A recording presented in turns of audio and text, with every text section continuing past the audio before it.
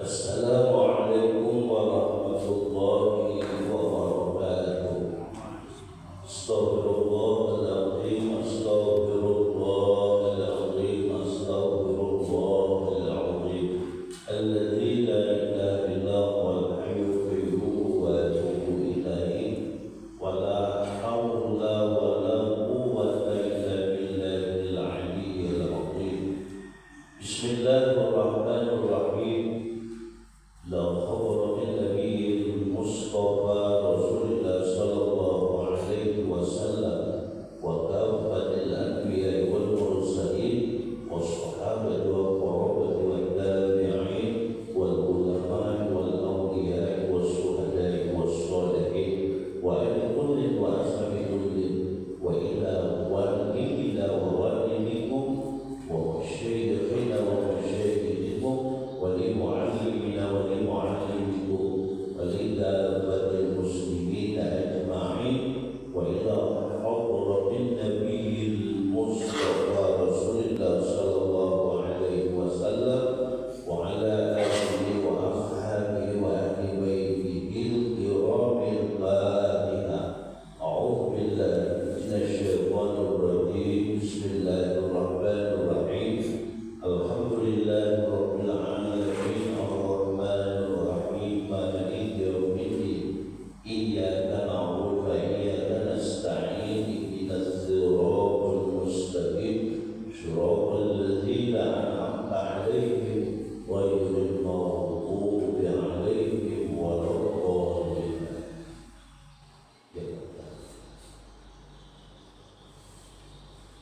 Bismillahirrahmanirrahim.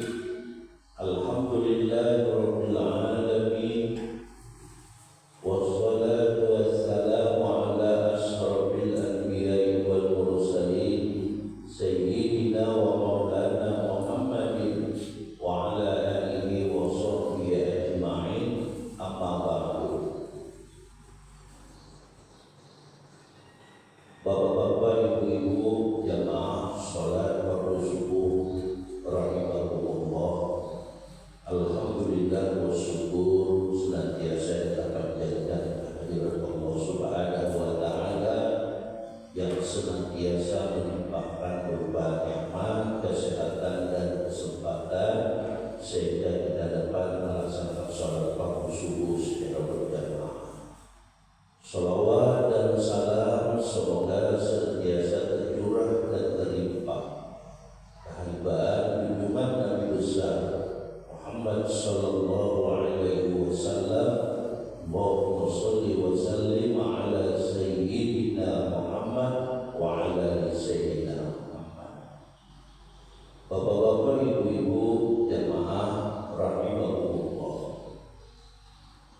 Ma'rifat kepada Allah Subhanahu wa ta'ala, mengenal nama Allah Subhanahu wa ta'ala Al-Amilu. Al-Amilu adalah nama Allah Subhanahu wa ta'ala yang ke-30 dari 99 Al-Asma'ul Husna. Al-Amilu artinya yang maha adil.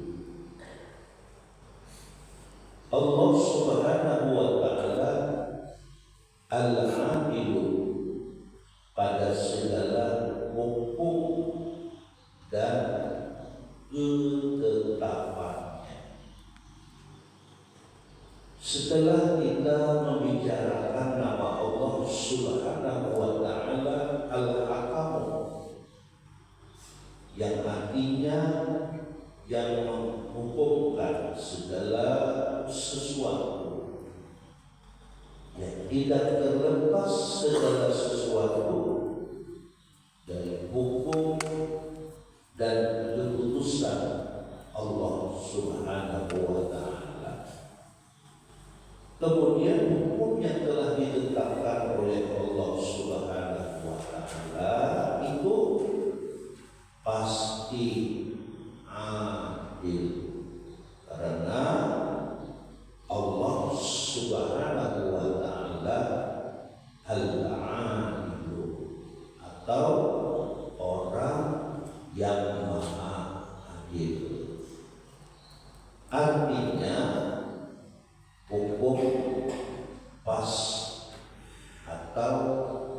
sesuai. Al-adilu artinya wada'us syai'i bi mahallihi, yaitu menempatkan atau menetapkan sesuatu pada tempatnya atau pas istilahnya. Baik ketetapan itu yang berhubungan dengan penciptaan makhluknya atau ketetapan yang berhubungan dengan syariat halal dan haram. Al-adilu adalah seseorang yang terbit daripadanya perbuatan yang adil yang berlawanan dengan kezaliman, yaitu kalau zalim wada'us syai'i bi ghairi mahallihi, yaitu menempatkan atau menetapkan sesuatu bukan pada tempatnya atau tidak pas. Tidak akan kenal kepada yang adil. Yang adil itu Bapak Ibu adalah Allah Subhanahu wa Ta'ala. Oleh seseorang yang tidak tahu keadilannya hanya Allah Subhanahu wa Ta'ala, dan tidak akan bisa mengenal keadilan Allah Subhanahu wa Ta'ala orang yang tidak mengenal perbuatan Allah Subhanahu wa Ta'ala. Jadi kunci untuk mengetahui keadilan Allah Subhanahu wa Ta'ala, maka kita harus tahu perbuatan Allah Subhanahu wa Ta'ala. Makin banyak perbuatan yang kita tafakurkan, niscaya kita tahu tentang bagaimana keadilan Allah Subhanahu wa Ta'ala. Apabila kita tahu keadilan Allah Subhanahu wa Ta'ala, maka kita bisa menetapkan dan meyakini bahwa Allah Subhanahu wa Ta'ala Maha Adil. Firman Allah Subhanahu wa Ta'ala, Alladzi khalaqa sab'a samawatin tibaqa ma tara fi khalqir rahman min tafawwud farji'il basara hal tara min futur. Artinya, Dialah yang telah menciptakan 7 langit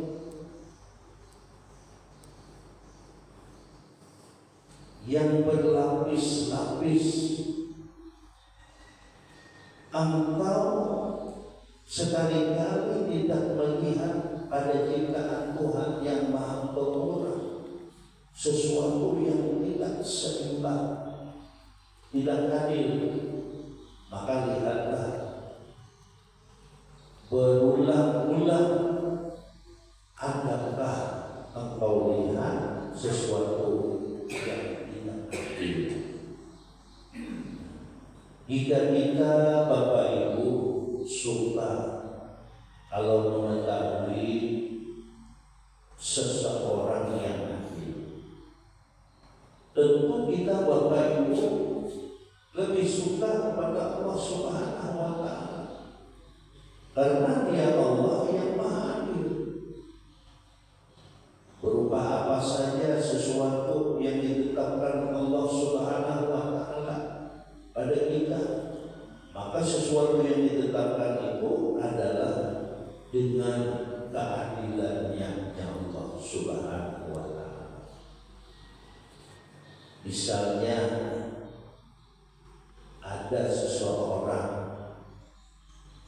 yang diciptakan Allah Subhanahu wa ta'ala dengan hidup miskin dan hitam, tidak cantik,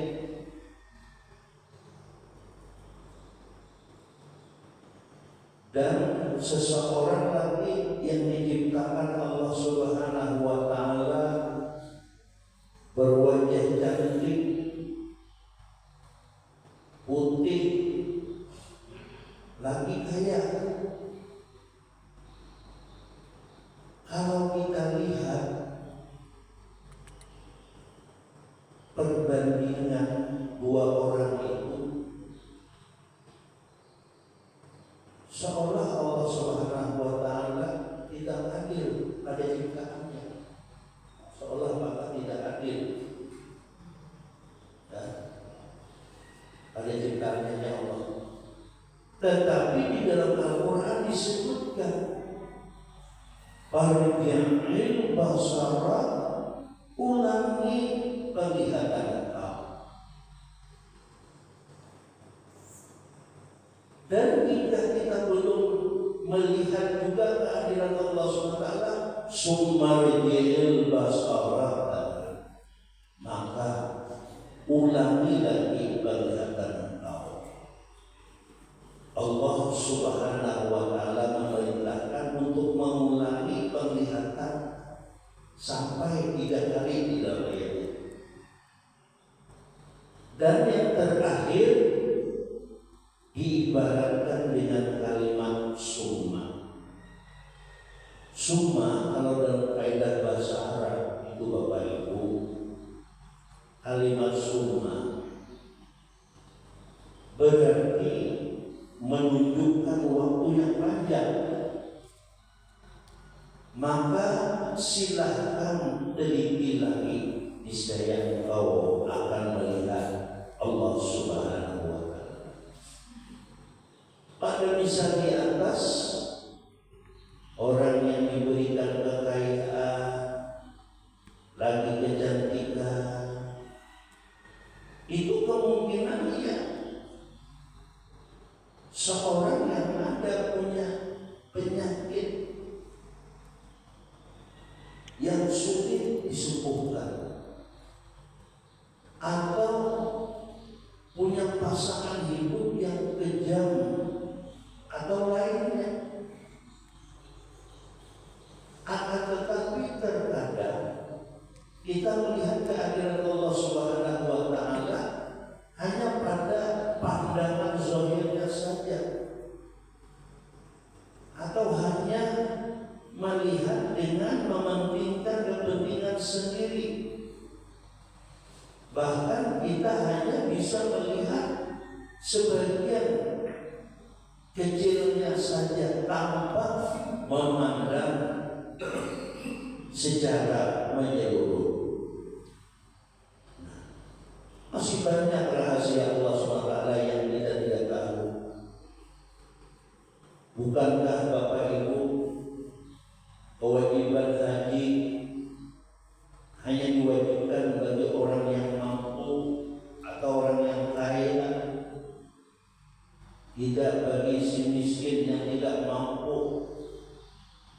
Bukankah seseorang yang miskin jika ia sabar dan ridho sudah mendapatkan ridho Allah SWT?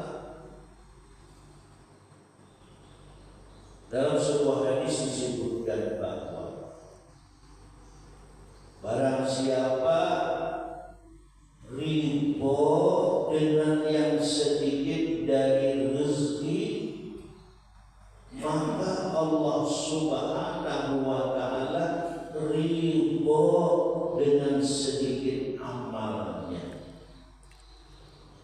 Orang kaya yang beramal belum tentu diterima, sedangkan orang miskin cukup dengan berniat haji. Ya, kita semua Bapak Ibu tentu ada di dalam hati kita masing-masing punya niat untuk haji. Ya, ia sudah mendapatkan pahala haji tanpa susah-susah melakukan perjalanan haji.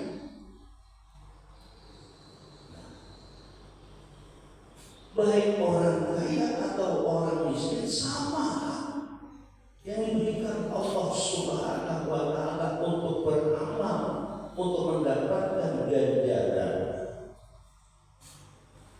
Allah Subhanahu wa Ta'ala tidak menjadikan seluruh manusia kaya atau seluruh manusia miskin. Itulah Bapak Ibu keseimbangan alam, atau yang disebut dengan keadilannya Allah Subhanahu wa Ta'ala. Jadi kalau kita belum dapat melihat keadilan Allah Subhanahu wa Ta'ala pada ciptaannya, maka ulangilah penglihatan kita sampai beberapa kali. Niscaya Bapak Ibu kita akan melihat keadilan Allah Subhanahu wa Ta'ala pada ciptaan itu. Dan jika kita tidak melihat juga keadilan Allah Subhanahu wa Ta'ala pada ciptaannya di dunia, nanti di akhirat kita akan diperlihatkan bagaimana keadilan Allah Subhanahu wa Ta'ala. Adil belum tentu sama karunia yang diberikan. Apabila kita Bapak Ibu sudah mengetahui bahwa Allah Subhanahu wa Ta'ala adil pada ciptaannya, tentu kita menambah kecintaan kita kepada Allah Subhanahu wa Ta'ala.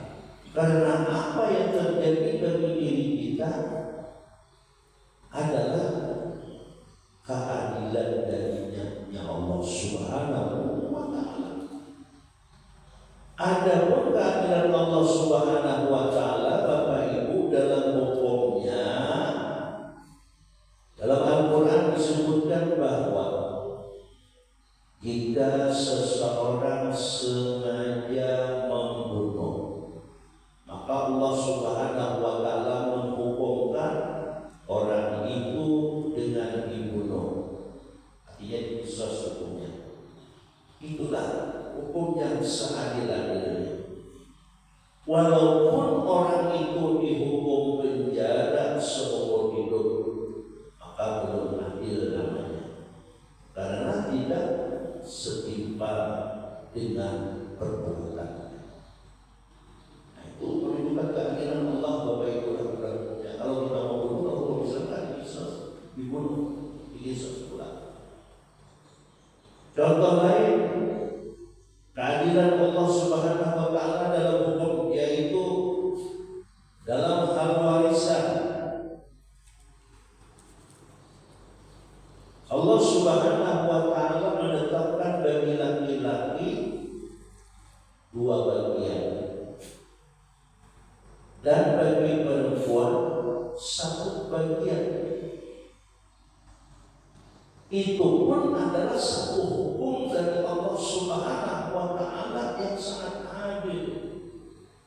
Sedangkan perempuan, ia ditanggung oleh suaminya dalam segala keperluannya. Maka wajar Bapak Ibu kalau laki-laki diberi bagian yang lebih banyak. Kemudian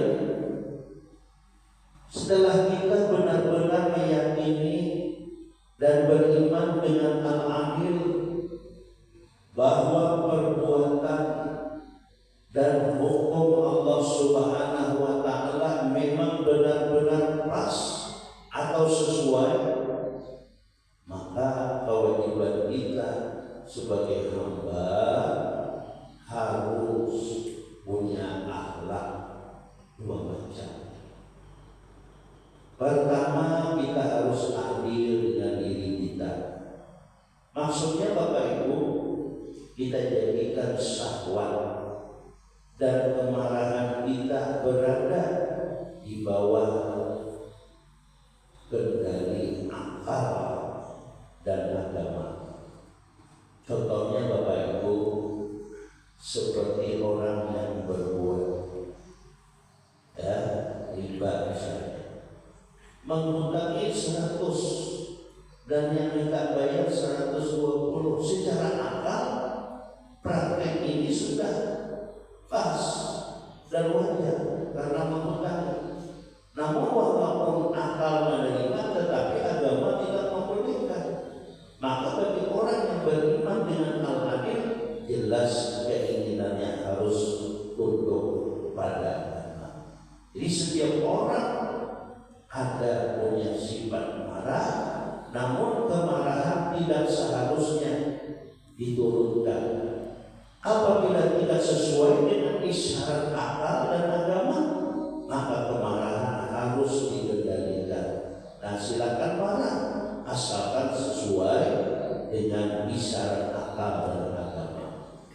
Lalu yang kedua, Bapak Ibu, tidak menentang dan kecewa terhadap hukum dan ketetapan Allah Subhanahu wa Ta'ala. Maksudnya Bapak Ibu, apa saja hukum yang telah ditetapkan Allah Subhanahu wa Ta'ala, sekalipun hukum yang ditetapkan itu tidak sesuai dengan kehendak dirinya, maka ia tidak akan kecewa dan menentang. Apabila seseorang menjadikan akalnya sebagai pembantu syahwat dan keinginannya, maka dia telah zalim. Seumpama Bapak Ibu, seseorang yang menghadapi sesuatu,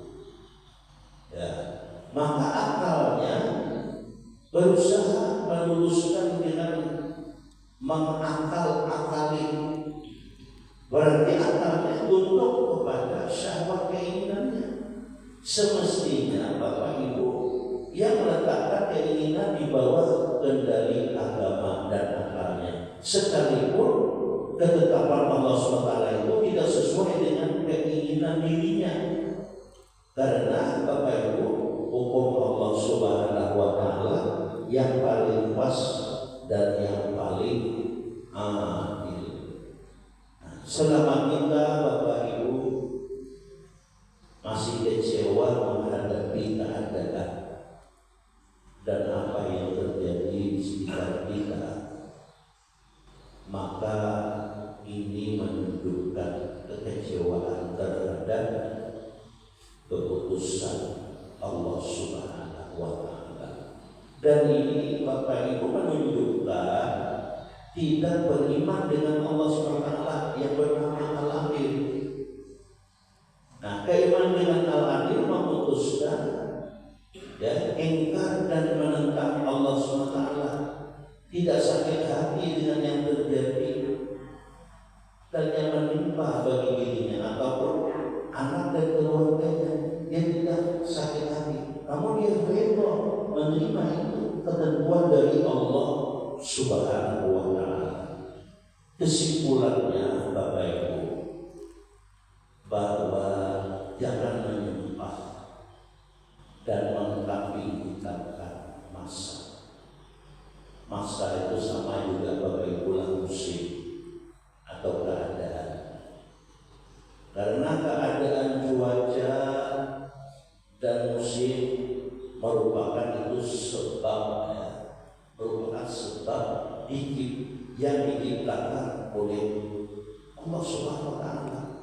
Yang tidak ada memberi bekas sedikit dua pun kepada usaha. Tidak ada memberi bekas. Sedikit pun, sedikit dua pun kepada usaha. Kita Bapak Ibu terkadang tidak menyadari ucapan-ucapan lisan kita yang bisa membahayakan hati Bapak Ibu. Terkadang kita terbiasa mencaci dan menyumpah cuaca dan keadaan. Sebab kita sakit, kadang-kadang ya, kadang-kadang orang yang punya anak yang asalnya baik, namun kemudian jadi nakal. Kemudian orang tuanya menuduh kawannya, lalu marah kepada kawannya yang membuat anaknya nakal. Nah, janganlah kita mengkambing hitamkan kawan. Kawannya tidak bisa apa-apa Bapak Ibu. Ya, ia hanya sebab saja. Nah, Rasulullah SAW pernah marah kepada seorang Badui karena si Badui marah terhadap unta orang sebelah yang berpenyakit. Ya. Rasulullah SAW berkata, unta engkau yang sehat itu terjangkit yang mana? Unta berpenyakit tidak bisa menularkan apa-apa, karena itu sebab namanya. Itu adalah sebab. Nah, kita boleh mengatakan unta yang berpenyakit itu terjadi penyakit. Ya. Tetapi jangan sampai menuduh sampai ke hati. Yang itu perlu Bapak Ibu kita pahami. Jangan sampai kita menuduh sampai ke hati. Nah, umpama kita di sini bahwa ayah kita adalah penyakit, karena mungkin ayah kawan itu berpenyakit, mungkin dia asalnya pulang sekaruhan, rupanya ayah buyok itu sudah deh. Nah, akhirnya dia buang kotoran kan, makan oleh ayah kita berpenyakit, lalu kita menuduh, oh gara-gara ayah buang penyakit. Nah, itu kalau mengucapkannya sampai ke hati malah. Nah, sama kan kamu yang bicara Rasulullah tadi itu. Kalau menuduh jangan sampai ke hati. Ya. Apabila kita marah terhadap asbab, itu sebabkan sebab tandanya kecewa terhadap urusan Allah Subhanahu wa taala. Allah Subhanahu wa taala, ya, karena yang menimpakan penyakit tidak lain dari Allah Subhanahu wa taala. Yang menimpakan penyakit itu tidak lain dari Allah Subhanahu wa taala. Dia yang menghukumkan dan memutuskan, dan itu adalah keadilannya yang Allah Subhanahu wa taala. Nah, anak kecil yang tidak berdosa disakitkan oleh Allah Subhanahu wa taala. Anak kecil yang tidak berdosa, Bapak Ibu, disakitkan oleh Allah Subhanahu wa taala. Apakah adil Allah Subhanahu wa taala membuat anak yang tidak berdosa disakitkan? Allah Subhanahu wa taala sangat adil, karena Allah Subhanahu wa taala tahu kalau anak itu tidak disakitkan mungkin akan berbahaya bagi dirinya. Kan Allah tahu, Allah yang menjadikan kan. Kalau tidak disakitkan ini berbahaya bagi dirinya. Nah, begitu juga kita. Ya, kenapa kita seperti ini? Kalau kita tidak seperti ini, mungkin berbahaya bagi kita. Sebatas itulah ilmu kita.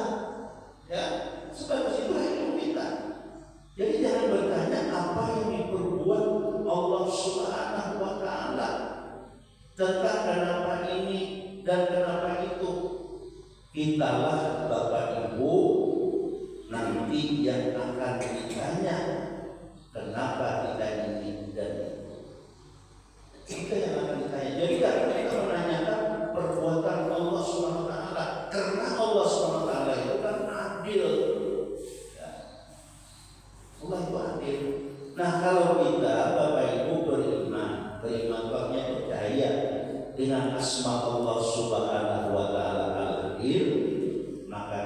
dengan senang hati menerima hukum dan ketentuan yang telah ditetapkan Allah SWT tanpa kecewa, yang mengingkari dan menentang ketetapan Allah SWT yang maha adil. Mudah-mudahan saja Bapak Ibu, dengan adanya kita membaca asma Allah Subhanahu wa Ta'ala Al-Adil, asma yang ke-30 dari 99 ini, bisa menambah ilmu dan wawasan bagi kita, dan kita bisa melihat perbuatan dan ketetapan Allah Subhanahu wa Ta'ala itu sebenarnya semuanya adil. Dan saya inilah